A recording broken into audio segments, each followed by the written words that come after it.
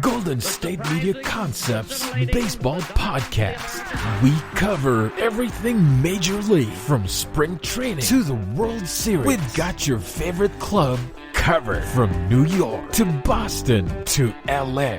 This is the Golden State Media Concepts Baseball Podcast.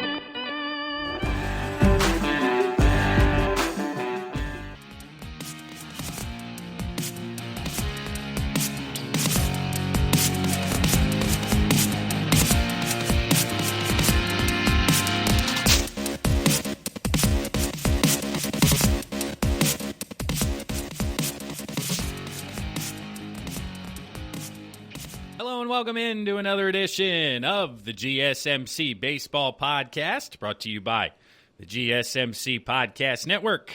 I'm your host, Kevin Mahalik. Thanks for tuning in. It is Thursday, December 17th. That means we are cruising right along here in the month of December. We're just about a week away from Christmas, 2 weeks away from the New Year, and 2 weeks away from turning that calendar from 2020 to 2021. And I know I am excited to start to write those digits down on dates whenever I have to, whether it's a check, a document, whatever it is. 2021 is certainly going to feel a lot better than 2020. And hopefully things continue to grow here in a positive manner. We've had the vaccine now being distributed to healthcare workers out there. Over 100 million said to be in the pipeline for the next couple of months. So we're starting to see the light at the end of the tunnel when it comes to the coronavirus, and hopefully coming back to normalcy here as a society for the next year. But thanks for tuning in. We got a great episode lined up for you guys here today. We're going to jump into the Cleveland Indians announcing that they are changing their nickname for the 2021 season. So the Indians are going to have one last ride here in 2020. We'll then talk about how the owners, and the recent report is that the owners are looking to push back the start of next season to possibly wait for players to get vaccinated. So we'll jump into that in a lot more detail. And then we'll wrap up the episode having some fun, talking about news, notes, rumors, trades, signings, and then previewing some things for next year, because during the holiday season here coming up the next couple of weeks, things in baseball slow down a little bit. You had the winter meetings at the beginning of December, kind of carrying the news cycle, what's happening. Well, now people are headed home. The winter meetings are done. It's the holiday season, and typically things slow down for the next couple of weeks because nobody's signing huge deals during the holidays. So we'll continue to bring you guys content on a daily basis. If everything crazy happens, of course, head to GSMC and we'll give you guys the latest. But jumping in now to segment number one, talking about the Cleveland Indians, or I guess the Cleveland baseball team, because it came out this past week that Cleveland would drop its nickname for the 2021 season, and they are headed for a rebrand. Not like the Washington football team that dropped the Redskins mantra and again is now the football team, but Cleveland is going to, I guess, be the baseball team in 2020. I don't know if they're going to keep Indians or what's the deal there for the immediate future, but ultimately it looks like they're going to find that total rebrand for 2021. So Cleveland Baseball Club may be coming to a city near you this summer in 2021. But what's going on here? So Indians ownership, this has been a years-long process, a couple of years now, 2 or 3, where they dropped the Chief Wahoo logo that they had used in years past. So that was the first step. They then went to the Block C on the hat and the Cleveland across the chest, and really didn't use any Native American imagery to continue to move forward. But ownership continued to meet with groups and committees when it comes to Native American cultures and how they felt, and ultimately determined that it was not done in a positive nature, and the naming of these teams was done to shame these types of individuals, and really the idea is to move on and rebrand and get completely away from that Native American mantra. So, who could be next, right? Like we had the Washington Redskins, the Cleveland Indians. Well, next on the list, the 5 names that I wrote down here, just off the top of my head, were the Atlanta Braves could potentially be upcoming here. Now, all of these teams that I'm about to mention have mentioned that they are not currently looking into changing their nickname, but we'll have to wait and see on actual movement. You have the Atlanta Braves, the Kansas City Chiefs from the National Football League could be up, the Chicago Blackhawks from the NHL. I don't know, again, where people stand on that. You have the Florida State Seminoles in the NCAA level, the college ranks, changing their nickname for university, as well as the Tribe, like the William and Mary Tribe. I don't know kind of where we're at here on the pendulum, if it would go Braves, Chiefs, Blackhawks, all the way down to Tribe in regards to who's next. But those were just the ones off the top of my head going, okay, well, if you can't have Redskins or Indians, how is Braves, Chiefs, and Blackhawks okay? Or is it just a matter of time before ultimately they change their nicknames as well? So, but what is Cleveland going to change its nickname to? What are the options? What are we looking at here? There's quite a few. Some of them certainly make sense and have references to previous times within the Indians baseball organization or Cleveland's baseball organization. Others have ties to the geography, such as lakes, Lakers, and then you have touristy attractions being mentioned here. So let's get into a bunch of these. I saw a handful of them, 5, 10, maybe 12 online here that could potentially be used. So I wanted to bring those up, discuss those with you, and ultimately get your thoughts on which ones you think they should use. But first on every list that you look at out there is the Cleveland Spiders. And, of course, I hear Spiders. I, like everybody, thinks the University of Richmond down in Virginia as really the only sports team that references the Spiders. I mean, it is kind of fascinating how underused that is across the board. I mean, everybody loves to be a big cat, such as a tiger, a lion, a panther, oh my, a bear, what's happening here? But nobody goes with spiders. And honestly, spiders are one of the more, here, giving me the chills, right? Just talking about it. So Cleveland Spiders could be used again. This is also a reference all the way back to 1887 through 1889, where Forest City, which is located in Cleveland, had a third professional baseball team. They then became known as the Cleveland Spiders, and then they stayed there for 10 years. So way back in 1890 through 1900, Cleveland's professional baseball team was called the Spiders, and people are essentially just saying, hey, let's rebrand, go back to what we were 120 years ago, and it'd be very interesting. But, however, the Spiders went 20-134 in one of those years way back when. I think it was 1899 or 1900. So potentially looking for redemption or a bounce-back season could be the Cleveland Spiders, because they struggled at the last turn of the century there. So, oh, man. But next up on the list, you have the Cleveland Naps, N-A-P-S. This is in reference to Nap Lahoe, or Napoleon Lahoe, who was with Cleveland in 1902. He was one of the first true superstars in Major League Baseball. He had a lot of power way back when, and ultimately this could be a significant honor to a player who served as a star player and player manager from 1905 to 1909. He left in 1914 as a player, so ultimately that's what changed them to the Indians in 1915, and it stayed that way for 105 years. But honestly, I'm not a fan of that one, so I'm going to stay away from that one. I could get with the Spiders, but I don't think the Cleveland Naps is one direction I'm going to go. So now we kind of get into the fun ones, right? That, I'm going to try to reference and give you guys a little bit of background on maybe why this could be an option for them. Of course, you're going to hear Cleveland Rockers or Cleveland Rocks, and everybody knows, what's going on there. The Rock and Roll Hall of Fame in Cleveland, the Drew Carey Show, Cleveland Rocks, all that good stuff. But the Cleveland Rocks was actually a nickname of the WNBA franchise from 1997 until 2003. So would the Indians want to step on the toes of the WNBA? Would they have to get, okay to use the licensing, the branding, the naming? So that could get into a very detailed and tricky conversation when it comes to owning rights and merchandise and things like that. But I think the WNBA would certainly comply. But see, that one, it's too much, right? That's what everybody's going to think. That's what everybody feels like, could be the Rockers, the Rock and Roll Hall of Fame, right? That's just 1-to-1.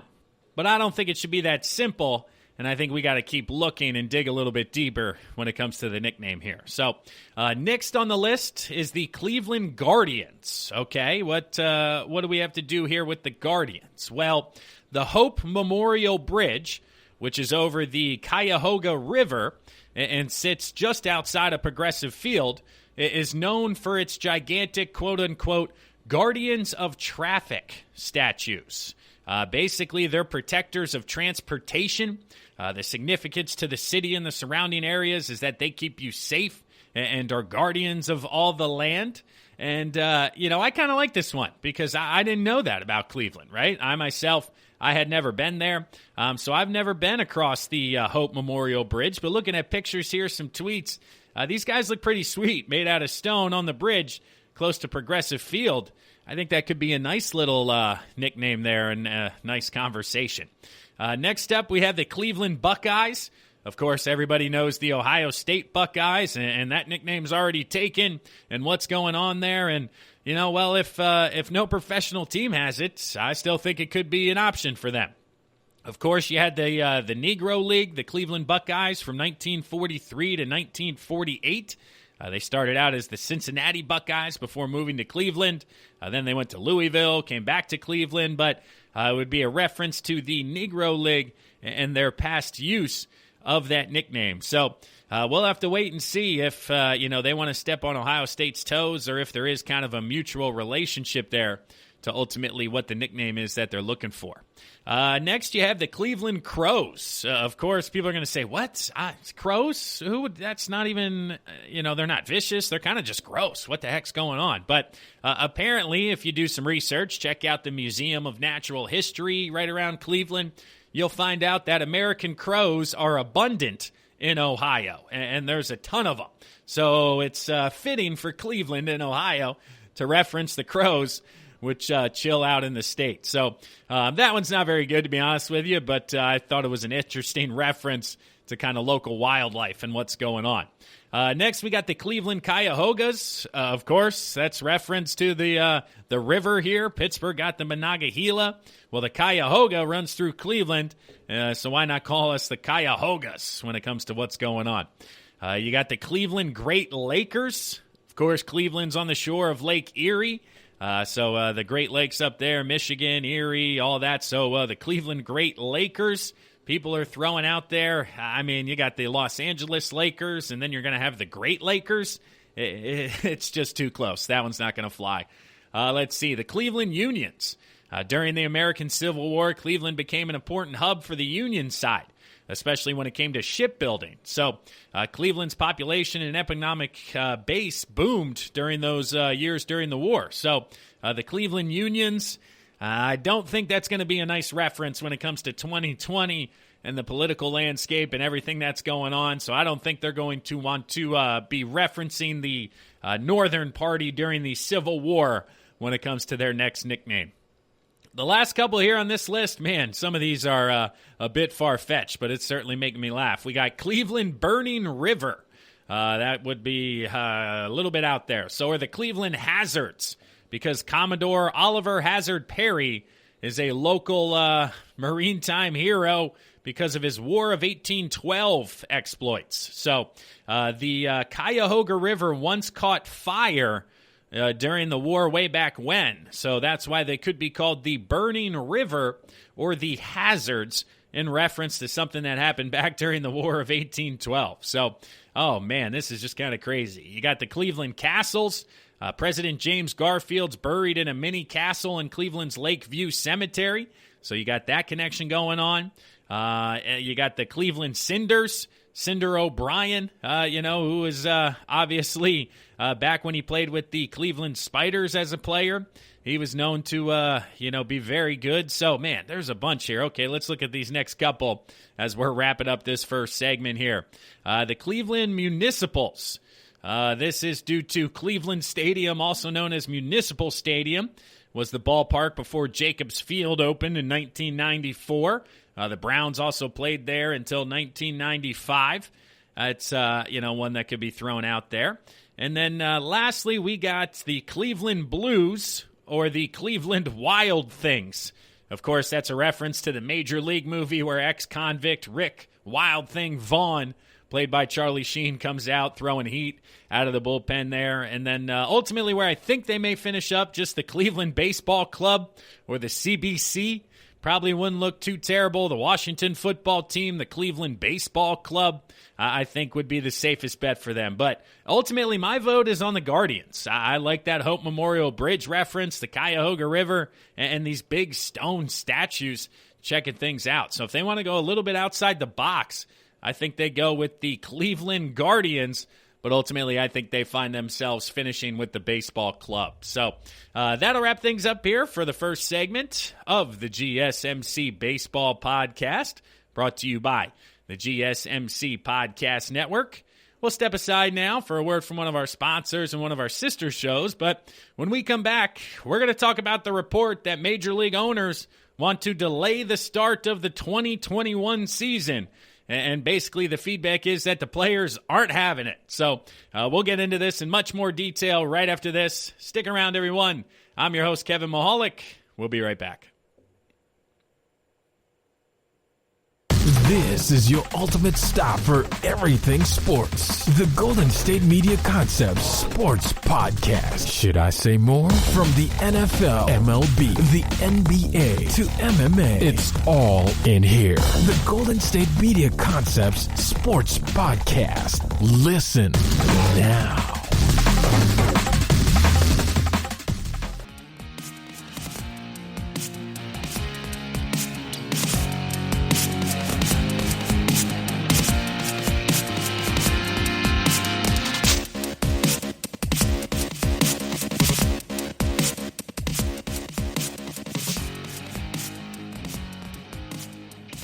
Thanks again for listening, and welcome back to the GSMC Baseball Podcast, brought to you by the GSMC Podcast Network. I'm your host, Kevin Mahalik. It's Thursday, December 17th. Hopefully everybody's having a great week out there. If you haven't checked out other GSMC podcast shows, do yourself a favor. Type that into the search bar down at the bottom wherever you're listening to this, or up at the top, depending on what application you're in. There's probably a magnifying glass looking icon somewhere. Hit that, type in GSMC, and you'll find a ton of podcast options with some great episodes, some great shows, whether it's books, music, movies, politics, or it's sports related. Fantasy football, the playoffs are coming up this upcoming weekend. I myself, the 2 seed in my league, so I got the 2-3 matchup taking place. I got some questions at the running back position. Ultimately, who should I play?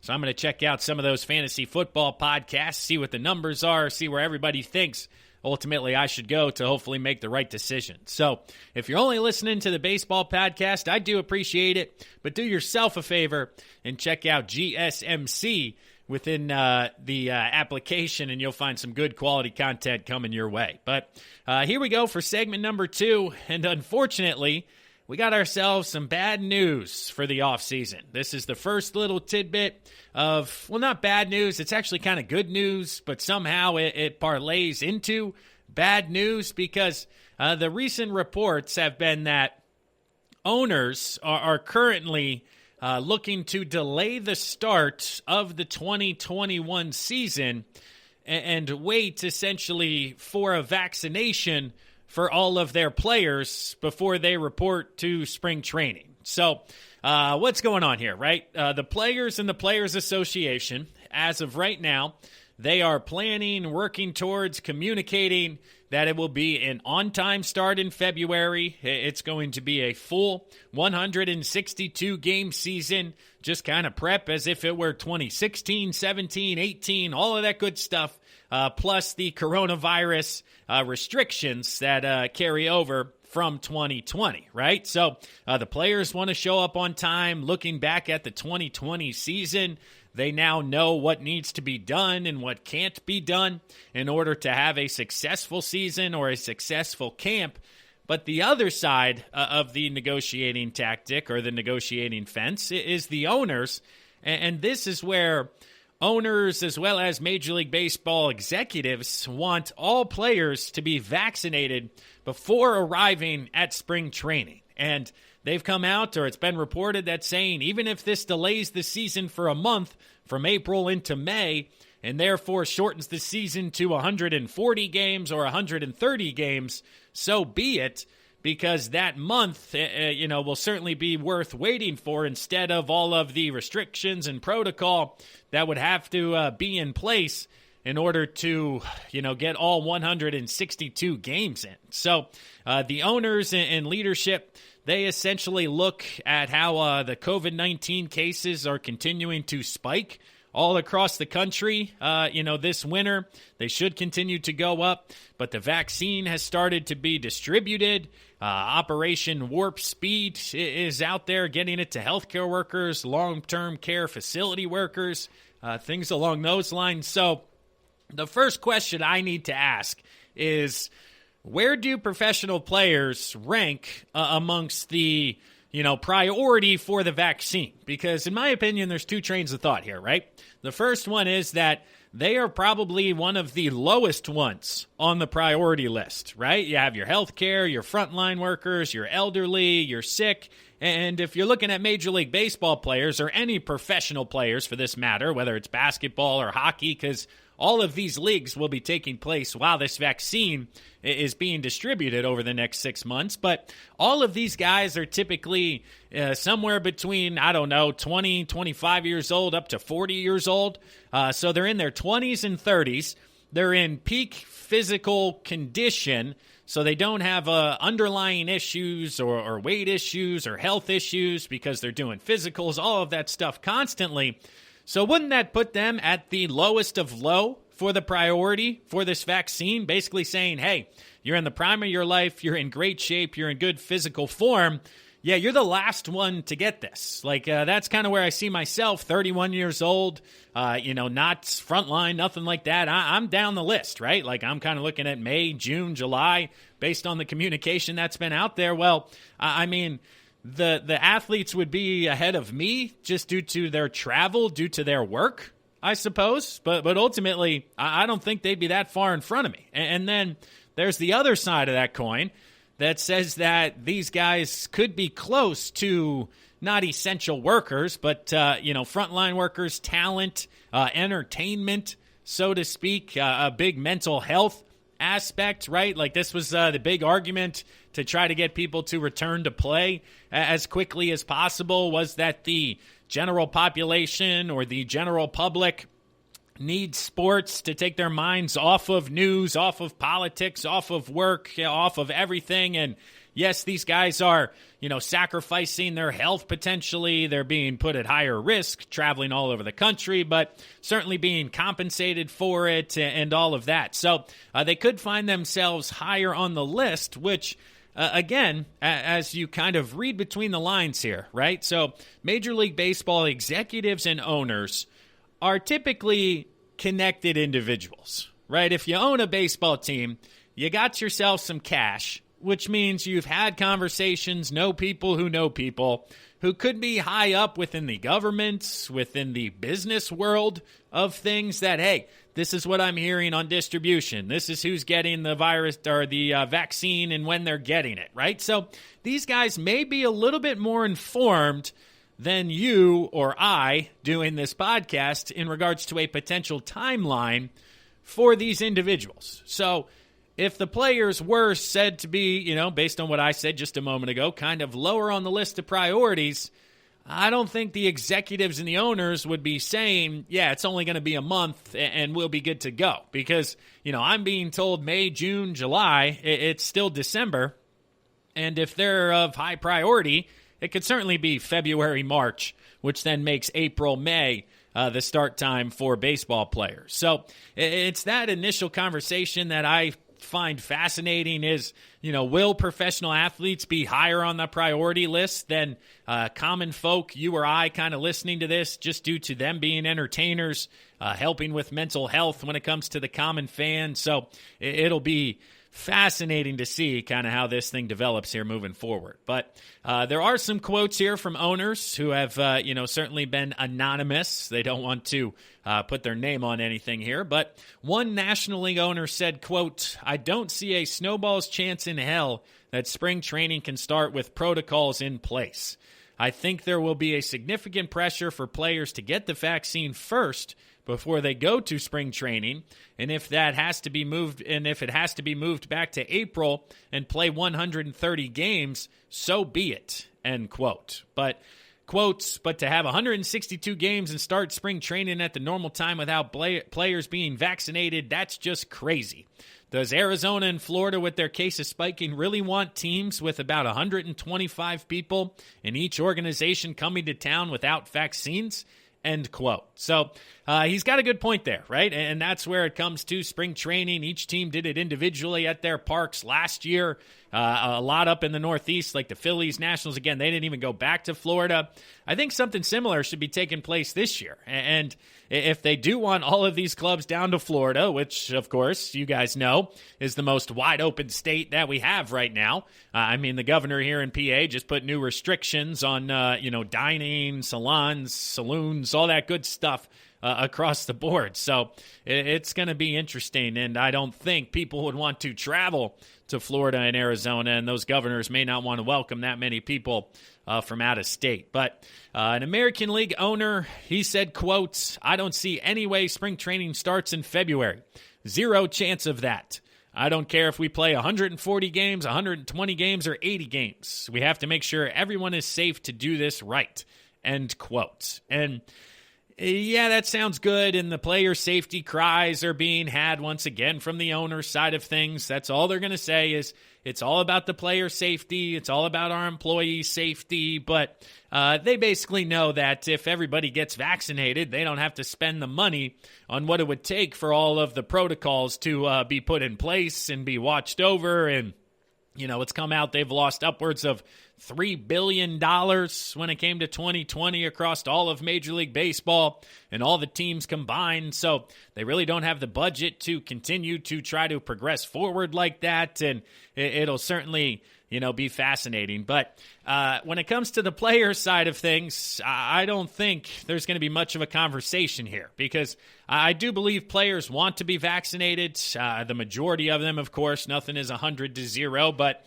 I do feel that players will understand the benefit of the vaccination just due to their travel schedule and everything that they have to go through in order to put together a season. But when it comes to a shortened season, I don't think the players are going to go for it. Maybe we will get a pushed back starting date and additional double headers to make up those games over the course of 7-inning double headers, right? Because players lost about $25 million a day in salaries in 2020. Now, this is all players combined, of course, but that's a daily price that essentially was not paid out to players in 2020. So a 60-game season, they got just 33% of their salaries. The union really isn't looking for another pay cut, really isn't looking for, what happened last year to come out here again. Because even managers, from the manager side of things, the Diamondbacks manager came out and said, quote, "Knowing what I know about last season, I feel that the 2021 season can be played in full. I'm hopeful for that. I'm just proud of everyone in the industry from top to bottom, made that adjustment and made it work. We got to the finish line. There was a world champion for the 2020 season. I want us to explore the best possible options to play a full schedule and spring training," end quote. So, players, managers, everybody kind of at the ground level, certainly because their paycheck is attributed to what's going on. But, it's just kind of fascinating to continue to read through articles, read through what's going on. There's no polls or surveys among players yet, so the owners or executives haven't sent out polls about the vaccine, about who is willing to take the vaccine, what they're looking for, because if you listen to other leagues, such as the NBA, who's just starting to come back, the NHL is looking at mid-January. Well, these guys are putting together contingency plans or kind of bylaws into the system about what is to be done with the vaccine. because you cannot make a vaccine mandatory in any way when it comes to, your job or business or things like that, right? So the NBA is already saying, hey, we really, really want you guys to take it, but we understand we can't force you to. However, if you take the vaccine, here will be your protocols, here will be your day-to-day, and if you do not, here will be yours. And of course, the day-to-day of, 6 feet distance, mask, wash, plastic covers, all that good stuff would still be front and center for the people who do not get the vaccine. But the people who do, it will be a lot more freeing and open and similar to the way things were. So the players and the owners, this is kind of step one or step two. I don't know if you want to lump everything together, right? Like the 2020 negotiations, what's happening there. Then, of course, there's going to be some form of negotiation and back and forth here for the 2021 season. Ultimately, the number of games, the designated hitter, all of that stuff.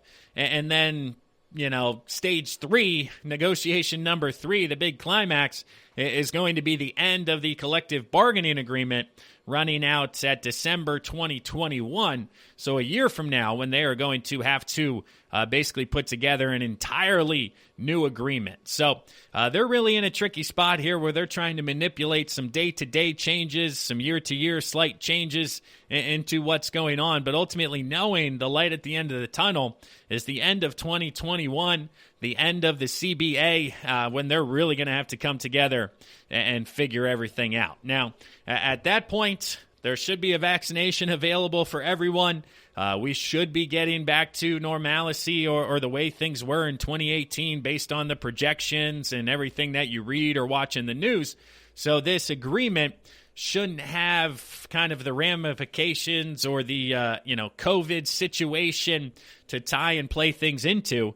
It's a much bigger conversation and a much bigger problem when it comes to the overall direction and future of Major League Baseball for the next CBA. So we'll get to that conversation a year from now, but for right now, recent reports are owners, executives are looking to push back the 2021 season to potentially make sure everybody gets vaccinated before they show up on campus. And I myself, I'm all for that, but Operation Warp Speed is certainly going to have to be successful for this to be the case. But that'll do it here for the second segment of the GSMC Baseball Podcast, brought to you by the GSMC Podcast Network.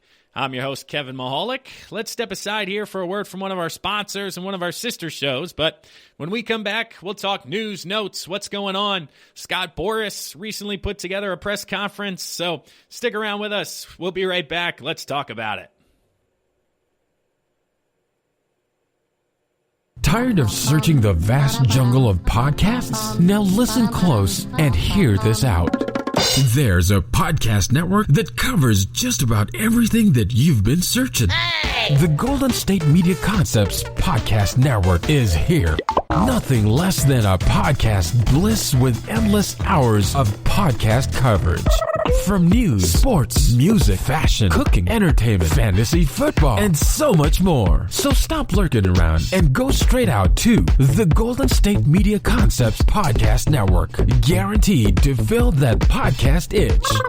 Whatever it may be. Visit us at www.gsmcpodcast.com. Follow us on Facebook and Twitter, and download us on iTunes, SoundCloud, and Google Play.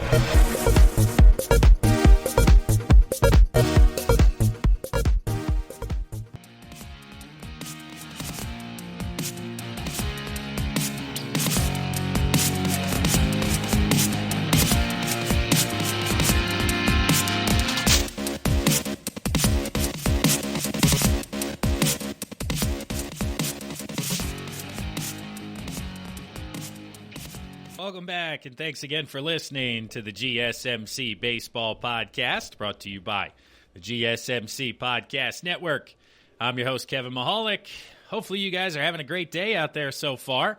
I know I myself staring at some snow coming down here for the first time, recording this late Wednesday evening here in the Northeast, whether it's Baltimore, Philly, New York, Boston, whichever corridor off of the I-95 Northeast you want to talk about. We're getting dumped pretty hard with snow here for the first time here in Philadelphia, second or third time, depending on if you're up in Boston or where you're at. But ultimately, it looks like it's going to be a white Christmas because there's enough coming down that it may stick around for a week or so. And certainly my 3-year-old's going to love running around in this tomorrow morning, Thursday morning here, whenever you're listening to this. But if you haven't checked this out on social media yet, please do me a favor and do that. The GSMC Baseball Podcast. We got a Facebook page, LinkedIn page, Twitter, all of the above. So we'll keep you guys up to date on everything that's going on across Major League Baseball. Everything, all the news, rumors, notes. You'll get our takes, our opinions. I myself, as well as the other hosts within the baseball world here, all have access to that information and are all bringing you guys the latest and greatest on what's going on out there. So segment number 3 here, I did want to take some time to discuss ultimately Scott Boras, because normally every year at the winter meetings, we get a annual Scott Boras press conference, right? Whether you love the guy or hate the guy, I mean, his press conferences are certainly entertaining. And you can't fault Scott Boras because he's certainly the best at what he does. I mean, just Google Scott Boras' clients, go through all of the contracts, and you'll find yourself certainly in awe of the resume that he's put together. So this year with the winter meetings being all virtual, that was one thing I was worried that we weren't going to be able to get, right? All of his little quips, quirks, all the good sayings that he throws together.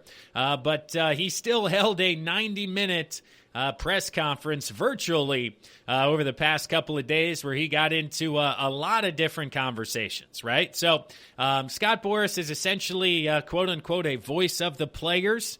Now, there are some players who wish he would keep his mouth shut and be quiet, and there's been interaction back and forth as to, he speaks for the few and the minority at the top of the list, but not the majority of everybody else across baseball. But again, he is very well respected. His name carries a lot of weight. So when he speaks on certain situations, people tend to listen. So let's break down some things that came up in his press conference. First off, when it comes to how clubs are approaching the 2021 season, how everybody is reacting to the coronavirus. And he said, quote, You're really seeing clubs react differently. Some clubs have been really standard operating procedure, trying to acquire the best players and move forward. We've had other clubs that have said to us, we have interest in your players, but we want to get more direction from our ownership as to what we're going to do.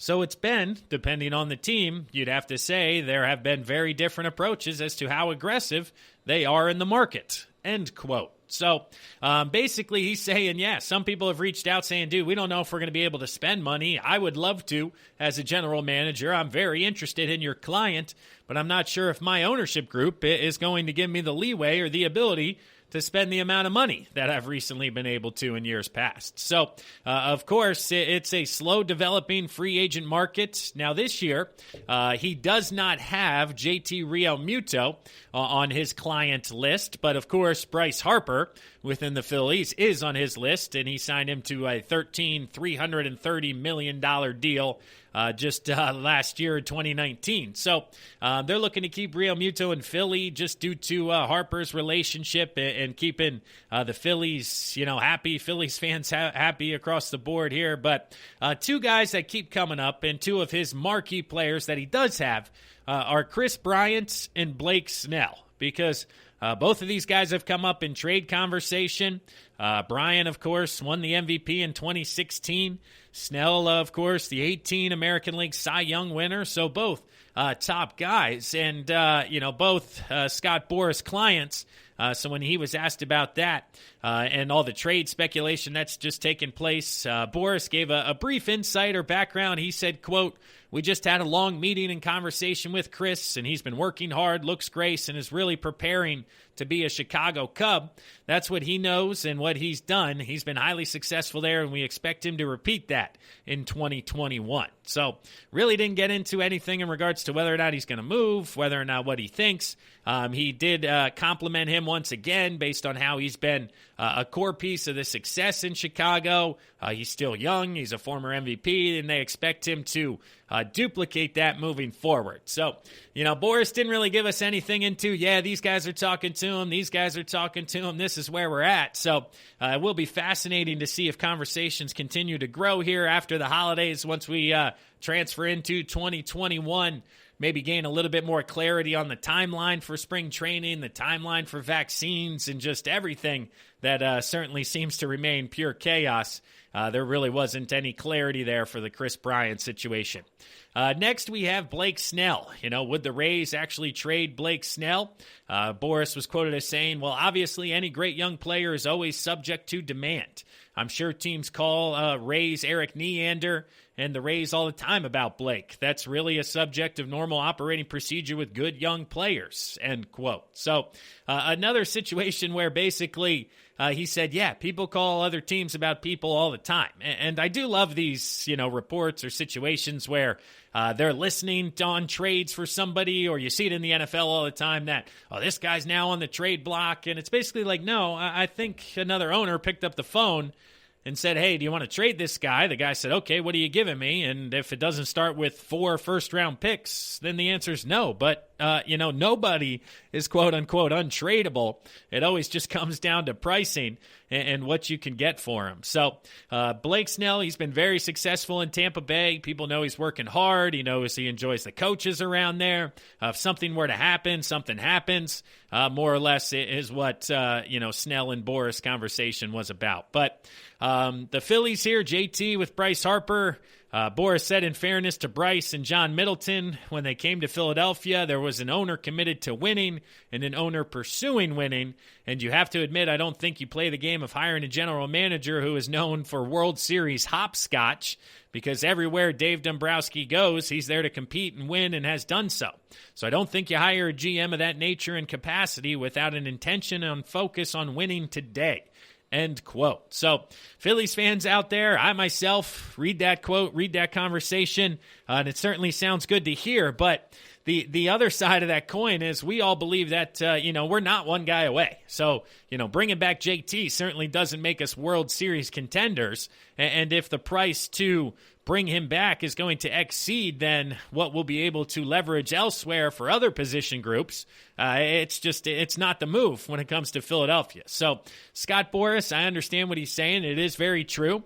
Dave Dombrowski does tend to go for it. He does tend to enjoy big league level talent as opposed to prospects when making moves and attacking for the postseason. But he did also say during his press conference that, they realize they're not one guy away. And even keeping JT, I still don't think they're one guy away. I mean, he's got to make 3, 4, 5 moves, 2 to 3 bullpen arms, maybe a starter from the left side, some depth in the rotation as well. You're going to need some outfield, number 4 or a starter. It's going to be a long process in Philly. But Boris does have a point where Dombrowski comes in and he is committed to winning. So if the Phillies were going full rebuild, I don't think they bring in Dombrowski to ultimately make that move here. So conversation stayed in the National League East with Michael Conforto. Conforto extension is not yet in the works, according to Scott Boris, who said, quote, normally when you have a player who's in arbitration, you kind of prepare for the obvious negotiation. If there's anything that Sandy or Jared want to do, they kind of let us know later in the process, so that's something I will have to leave with them. Basically saying that, where we're at in Conforto's career, the progress line, everything like that, we wait for extension talks to come to us and ultimately start that way instead of going out and seeking them moving forward. So you Mets fans who are hoping that a Conforto extension comes, it certainly looks like nothing is close and nothing is in the works. But Jared Porter, he knows the benefit of Conforto and where he's at in his career. So I think that's something that is certainly on his to-do list here pretty early. Lastly, we have a conversation, there's a couple more here. Max Scherzer contract extension talks. Scherzer, his deal runs out after 2021, so it'll be fascinating to see ultimately where the Nationals stand on that. Boris said, quote, normally what we do is kind of in that setting, we kind of wait for the ownership to talk with us about it. Mark Lerner and I have had few conversations, and we're going to get together, after the new year and have some discussions. So we'll see how that goes. So Scherzer still dominant as ever. Found himself kind of, playing out the end of his contract, looking to stay in Washington with Steven Strasburg, with some other individuals there. But ultimately, if they don't want to pay him or they don't want to go to the years, that's what Boris is saying. Hey, we're going to wait for them to come to us, and then we'll figure things out and ultimately which direction we want to go. Next up, we had the market for Korean slugger Sumbun Na, who was posted earlier this month by the NC Dinos. The 31-year-old hit .317 during his 8-year career with the Dinos, racking up 6 All-Star selections, a pair of Gold Glove awards. Na had originally planned to move to the majors following the 2019 season, but he actually ended up having surgery on a knee injury that required for him to only play 23 games and miss that year. So he rebounded by hitting a career-high 34 home runs this past year in 130 games. So now that he's bounced back, now that he's shown that he is healthy, ultimately he is being posted and, coming over to the States here. So Scott Boras had to say, quote, he's a 5-tool player. He can run, and not a lot of people know that. He's a good defender. He hits with power, and obviously the idea of what he will do in this game, it's much easier for the teams with pitchers to grade how they will perform here. Position players, there's always been more concern. As we walk through this, our job is to do what's best to let them know and also really make them aware of who he is. Certainly in this type of market, teams are operating with a more steady plan, so we're going to have a lot of late signings in this market because a lot of teams are going to have a lot more direction about their seasonal plan ownership and their budget. So basically states that this guy could sign late, but ultimately could be a bargain out there. And, Na, the injury in 2019, bouncing back, 34 dingers, .317. It's just this guy could find a way to contribute at the big league level. Left-handed hitter. Now, of course, he's not going to come over and be an all-star or, be a true difference maker when it comes to a team. But he could be a very confident outfielder, third outfielder, fourth outfielder. Whatever you're looking to add there, Na could be a nice bat to ultimately round things out. But lastly here, left-hander James Paxton. He only had 5 starts for the Yankees in 2020 due to a flexor tendon strain. But Scott Boras made it known that the veteran pitcher is making progress, and he's looking for a starting pitching opportunity when it comes back to 2021. Boras said he's far into bullpen sessions, and he's been throwing for select teams. Obviously, he's not completely healthy, but he's made an attempt to come back, and he'll be close to 100% and throwing off the mound very shortly. We also have Carlos Rondon, who is also looking to prove he's healthy in 2021. The former number 3 overall pick way back when in 2014. He struggled with consistency as well as staying healthy during his 6-year career. He only had 4 outings, and 2 of them were starts in 2020. Shoulder issues, back issues, only allowed him to make 7 starts in 2019. But he's trying to bounce back in 2021. He was recorded throwing a bullpen the other day, 95, 97. He's gotten very, very, long-standing interest in him from some teams that are just waiting to make sure, once again, he proves that he is healthy, kind of back to where he started. He's still young, big guy, bright, strong, high-end arms, so that's certainly still appealing for a lot of big league level teams. So that wraps it up for the Boras conversation when it comes to the big tidbits. Of course, he also had a little bit to say around the operating losses for major league teams in 2020. He confirmed what a lot of other people are communicating, that when major league teams say they lost $170 million or $150 million, they did not, in fact, lose this money. It is just profits that were not obtained based on previous projections. So the Phillies still ran in the green, and the Phillies still made money in 2020, but they're telling everybody they lost $175 million because based on their numbers and how everything usually works, yeah, they didn't make $175 million that they typically would have had. So, if you sell $10 worth of stuff this year and next year you sell $5,000 worth of stuff, you didn't lose $5,000. you just sold 5,000. And, it's one of the ways the owners like to manipulate the media and ultimately let you know what's going on. But Scott Boras, always entertaining, always has, quips, quotes. Make sure you guys read some of the connections he made. Jackie Bradley Jr., JBJ is like PB&J and all of that good stuff. It's always fascinating to listen to him. So, but that'll do it here for segment number 3 of the GSMC Baseball Podcast, brought to you by the GSMC Podcast Network. I'm your host, Kevin Mahalik. We'll step aside one last time here for a word from one of our sponsors, but when we come back, we'll wrap things up. News, notes, transactions, what's going on around there? Stick around, everybody. Find out. Want to know the latest in soccer? Then listen to the Golden State Media Concepts Soccer Podcast. From MLS, the World Cup, and the Premier League, we've got you covered. The latest updates, the hottest matches, and news on the league's top players. It's the Golden State Media Concepts Soccer Podcast. David Beckham scores the goal to take England all the way to the World Cup finals. Listen now.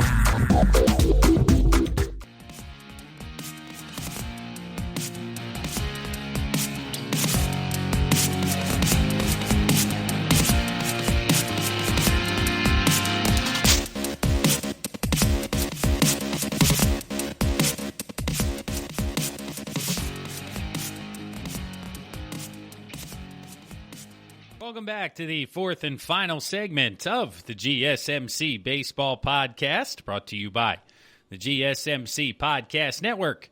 I'm your host, Kevin Mahalik. Appreciate you guys tuning in.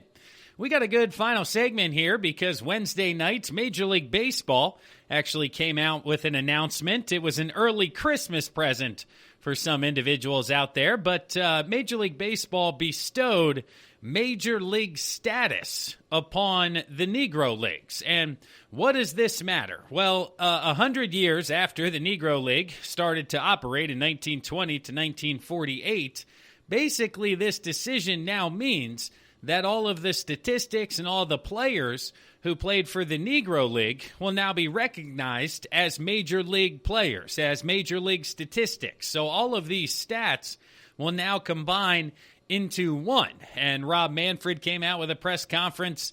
He stated, quote, "All of us who love baseball have long known that the Negro Leagues produced many of our game's best players, innovations, and triumphs against a backdrop of injustice. We are now grateful to count the players of the Negro Leagues where they belong as major leaguers within the historical record," end quote. So basically, what's happening now is dating between the years of 1920 and 1948. 7 different Negro Leagues took place because these players, again, with segregation, with racial injustice, were unable to play in Major League Baseball. This is pre-Jackie Robinson, but the 7 leagues that will be now counted as Major League status are as follows. 1, Negro National League, from 1920 to 1931. You have the Eastern Colored League from 1923 to 1928. The American Negro League, 1929. The East-West League, 1932. The Negro Southern League, also 1932. The Negro National League from 1933 to 1948. And then finally, the Negro American League from 1937 to 1948. Those 7 leagues combined produced 35 future Hall of Famers, such as Josh Gibson, Oscar Charleston, Cool Papa Bell, Satchel Paige. The list goes on and on. So there will now be upwards of 3,400 players across those 7 leagues that will once again be recognized as Major League level participants and Major League level statistics. So this is a big deal on a couple of different levels, depending on how far into the weeds you want to get. On the surface, of course, a lot of African-American individuals, their hard work, all of their accomplishments are now being recognized at the highest level. now online, when you utilize Baseball Reference or Baseball Almanac, they will now be combining the Negro League and Major League statistics as opposed to keeping them separate, as they do now currently for people like Jackie Robinson and Satchel Paige and all of that stuff, right? And there's only a handful of individuals who played in the Negro League still alive. A lot of them have been interviewed, being quoted, 90 years old, 93 years old. So it's a great present for kind of the end of their lifetime and really just, putting a cap on all of their achievements. But when you get into the weeds a little bit, this is where the conversation starts to become fun, starts to get a little bit of legs when it comes to a possible argument being made, because you're looking at some individuals here, right? Like Willie Mays. Willie Mays played 1 year in the Negro Leagues before he came over to Major League Baseball. So all of those statistics are not crossing. So let me start there, right? The one gentleman online, I believe he was from The Ringer, did some research, looked at it, and 73% of the box scores from this time, from 1920 to 1948, are known and can be found. And they change based on the decade. So in the 20s and 30s, it was almost 100%. But then you get into the 40s, and it declines almost down to 55 or 60 due to the war, due to newspapers not covering sports, and everything that you can imagine happened in between.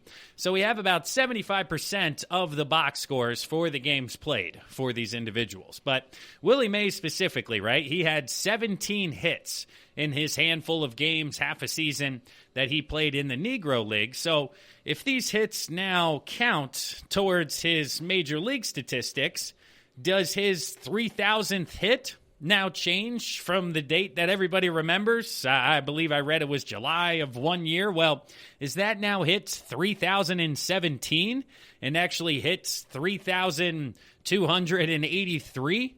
Becomes hit number 3,000? Did the person who gave up that hits, does that name now change? Does the history change in regards to who gave up so-and-so's 400th home run because they have a handful coming over from the Negro Leagues like Willie Mays? So it'll be interesting, and it's been communicated that the front office with baseball is going to work with the Elias Records Bureau to kind of discuss and make sure that everything is calculated, because they were quoted as saying they really don't want to have a black and white statistical record category. And, this conversation becomes a little bit louder when I kind of run through some of these statistics here that we'll wrap up with. But there's just a few of them like Mays. Do the hits change? Does the pitcher change? I mean, that doesn't really matter when it comes to the big picture. It's just kind of a fascinating trivia question that may now have a new answer.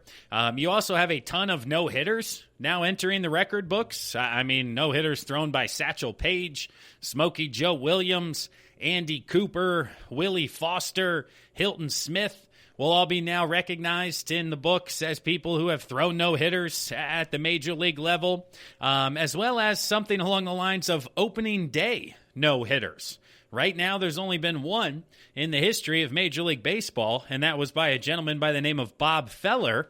Well, during the Negro Leagues, apparently Leon Day threw an opening day no-hitter. So now in the history of Major League Baseball, there will be two opening day no-hitters. So whenever they show that graphic opening day, if somebody's got a no-no through 4 or 5, you may see the name Leon Day added to that graphic here now in 2020 and being recognized for those accomplishments. But the conversation I wanted to have about the kind of black and white separation, it comes down to batting average, because any baseball fan knows, anybody you ask, Ted Williams was the last gentleman to hit over 400 in a season, and he did so in 1941. I mean, that's kind of pretty standard. He had 406.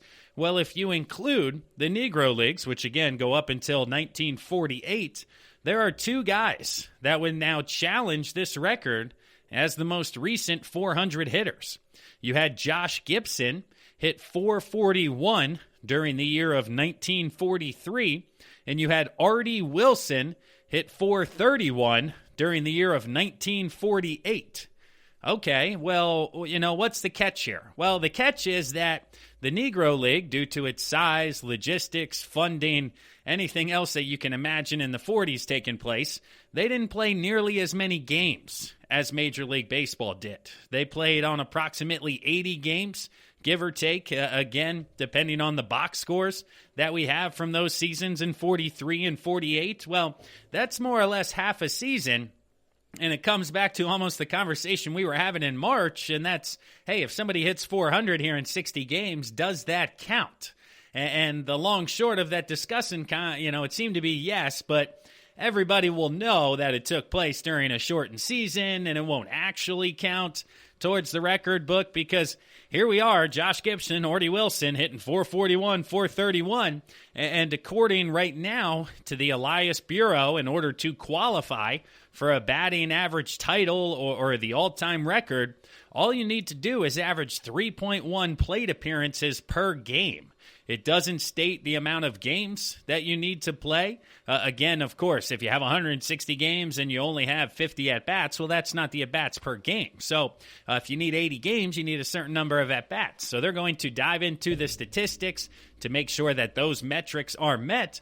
But if they're met, we're going to have a conversation because not only would that be the two guys to hit 400 most recently, Josh Gibson's 441 would actually best Hugh Duffy's 440, which took place in 1894, which is currently recognized by the record books as the best average of all time for a season, if you dive into Baseball Reference and go down the rabbit hole there just a little bit. So if you get into the weeds, you get into the batting average, I do believe Ted Williams will still be recognized as the last guy to do it, but Josh Gibson, Orty Wilson, those are names you may hear more often. Those are names you could now see at the top of the record book above Ted Williams when it comes to, sheet and paper, putting ink down. So it'll be fascinating to see how everything kind of irons itself out here. So new statistics going to be added. Satchel Paige adding a ton of victories. I don't know what the exact number was, but I believe it's it's in the hundreds that will now be added to a win total that was in the 20s previously. So, of course, he'll shoot up the record book. You'll have other gentlemen coming in when it comes to home runs, 200, 300 home runs for Cool Papa Bell and, others in the Negro League that will now be tied for top 20, top 30, top 50, whatever it may be. But certainly will be comparable with names that you would recognize around today's game. So this is long overdue. Of course, it happens on the 100-year anniversary. 1920, the Negro Leagues came together, and here we are in 2020, finally realizing their accomplishments as Major League level. But I wanted to close up today's episode discussing here a little bit the latest news and rumors taking place across Major League Baseball. As of Wednesday night, there's been a little bit of action out there, not a ton to report, but the biggest headline that's recently come out is that the Colorado Rockies want to engage the New York Mets on Nolan Arenado. They're hoping that the Mets will be willing to speak with them. Of course, his contract pays him $35 million in 2021. Arenado does have an opt-out after that. If he opts into that contract, he'll be owed another $164 through the 2026 season. So Colorado has certainly made it known that they're looking to get out from underneath that contract because the direction of the franchise has certainly changed here in the past couple of years. I mean, they were in the playoffs, paying Nolan Arenado, telling him that they're going to compete year in and year out.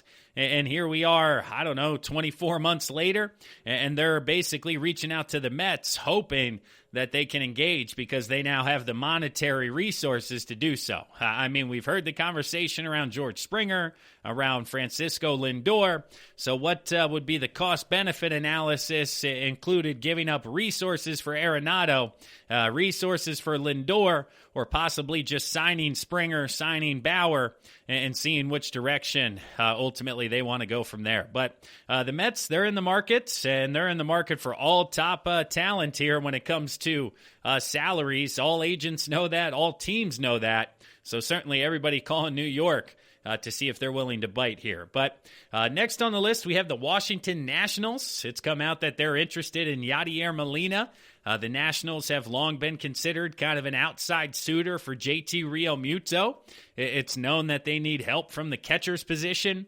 James McCann already signed with the Mets. Realmuto is going to have top dollar. So even though Yadier Molina is 38 years old, he's drawing interest from a couple of different teams, and the Nationals being one of them. And of course, with that rotation of Corbin, Strasburg, Scherzer, all of them would love to throw to a guy like Yadier Molina behind the dish, and would certainly improve them from a defensive metric there in Washington. So it's a need for them, and everybody on the market at that position is being linked to Washington right now. The Toronto Blue Jays, or the Buffalo Blue Jays, whatever we want to call them here, for the foreseeable future, they've reached out to shortstop Ha-Seong Kim out of the KBO, the 25-year shortstop. Of course, we talked about how he recently had dinner with Hyun-Jin Ryu, who is also out of the KBO. Kim's coming off a career-best 30 home runs. Like I said, only 25 years old. We talked about some projections of his based on some analytics and sabermetrics. So the Blue Jays certainly seem to be like the most common name and the most common suitor that we've heard when it comes to possibly signing Kim out of the KBO. The Tampa Bay Rays, they re-signed Mike Zunino, another catcher off the market when it comes to a potential option for the Nationals. He's back with the Rays. They originally declined his one-year option for $4.5 million, but they re-signed him for a one-year deal worth $3 million with an additional year option that could push it to 2 years and 7. So Sedina struggled with the average last year, only hitting 161, but was above average behind the dish and flashed some pop with 13 home runs. So Tampa Bay certainly happy to bring him back at a lesser price. And then lastly here, we did have a signing. Anthony DeScalafani signed with the San Francisco Giants, a one-year contract worth just about $6 million. They know his numbers were not great, 7.22 ERA. But apparently he's worked on his slider in the offseason, working to get more swings and misses. Did have good stats against the slider. Opponents only hitting $190.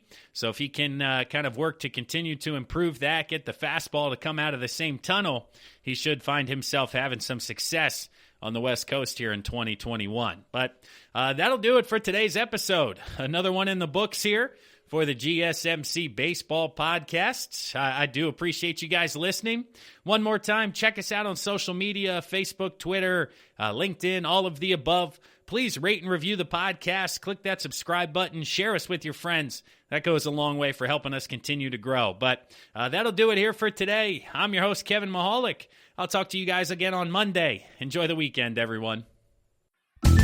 You've been listening to the Golden State Media Concepts Baseball Podcast, part of the Golden State Media Concepts Podcast Network. You can find this show and others like it at www.gsmcpodcast.com. Download our podcast on iTunes, Stitcher, SoundCloud, and Google Play. Just type in GSMC to find all the shows from the Golden State Media Concepts Podcast Network, from movies to music, from sports to entertainment, and even weird news. You can also follow us on Twitter and on Facebook. Thank you, and we hope you have enjoyed today's program.